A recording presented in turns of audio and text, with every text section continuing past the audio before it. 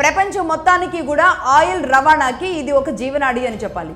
ఈ మార్గం ద్వారాగానే రోజుకి దాదాపుగా కోటి బ్యారెల్స్ ఆయిల్ అనేది ట్రాన్స్పోర్ట్ జరుగుతూ ఉంటుంది. అలాగే గ్యాస్ లాంటిది కూడా ట్రాన్స్పోర్ట్ జరుగుతూ ఉంటుంది.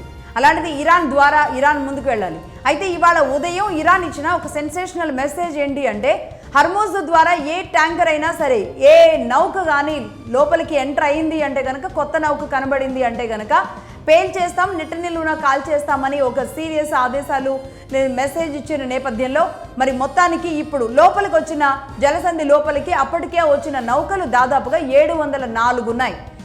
అటు జలసంధికి అటు ఇటు రెండు వైపుల ఎగుమతి దిగుమతి అటు ఇటు ట్రాన్స్పోర్ట్లో భాగంగా 704 నౌకలు అలాగే నిట్ట నిలువున ఒక ట్రాఫిక్ జామ్ లాగా ఆగిపోయి ఉన్న పరిస్థితి ఉంది.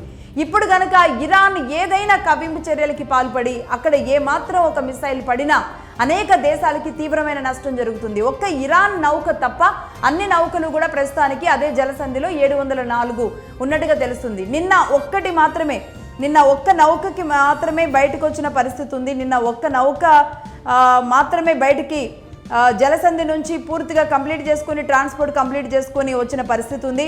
యుఎస్, గల్ఫ్ కోస్ట్, పశ్చిమాఫ్రికా, బ్రెజిల్, రష్యా వీటన్నిటి చమురు కొనుగోళ్లు అన్నీ కూడా ఇప్పుడు ప్రస్తుతానికి చమురు కొనుగోళ్లు అన్నీ కూడా ఆయా దేశాలు ప్రస్తుతానికి ఈ దేశాల మీద ఇప్పుడు టర్న్ అవుతున్న పరిస్థితి ఉంది. ఎందుకంటే ఇటు భారత్ కూడా దాదాపుగా 80 నుంచి 85% ట్రాన్స్పోర్ట్ ఇదే జలసంధి ద్వారా చేసుకుంటూ ఉంటుంది. కాబట్టి ఇప్పుడు భారత్ కూడా ఖచ్చితంగా ప్రత్యామ్నాయ ఏర్పాట్లు చేసుకోవాల్సిన అవసరం కనబడుతుంది. అనేక దేశాలు కూడా ప్రత్యేక మార్గాల్ని ఎంచుకోవాల్సిన అవసరం కనబడుతుంది. మరి రోజుకి దాదాపుగా 2.5 మిలియన్ బ్యారెల్ చమురు అంటే మామూలు విషయం కాదు. ఇటు ధరలు మార్కెట్లో కూడా, ఎందుకంటే నిన్న చూసాం మనం రాస్ తనూరా చమురు శుద్ధి కేంద్రం ఏదైతే ఉందో రిఫైనరీ, అక్కడ అతిపెద్ద సౌదీ అరేబియాలో ఉంటుంది. నిన్న మనం కూడా చెప్పాము, అక్కడ బాంబ్ బ్లాస్ట్ జరిగిన తరువాత అది పూర్తిగా విచ్ఛిన్నమైన పరిస్థితి ఉంది. ఈ నేపథ్యంలో అంతర్జాతీయ మార్కెట్లో బ్రెంట్ క్రూడ్ ఆయిల్ ధర దాదాపుగా $80 అయితే కనబడుతుంది. యూరోపియన్ గ్యాస్ ధర 40% పైగా పెరిగింది.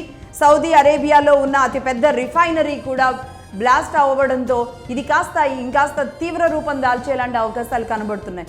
మొత్తం ఆయిల్ కంపెనీలు, ఆయిల్ ట్యాంకర్లు, మొత్తం అన్ని దేశాలు కూడా హర్మూజ్ వైపే ఆలోచిస్తున్న పరిస్థితి ఉంది. హర్మూజ్ క్లోజ్ చేస్తే ఏంటి ఇప్పుడు, మరి మొత్తంగా అక్కడే నిలిచిపోతే ఎన్నాళ్ళు నిలిచిపోతాయి? యుద్ధం ఎప్పటికి అవుతుంది?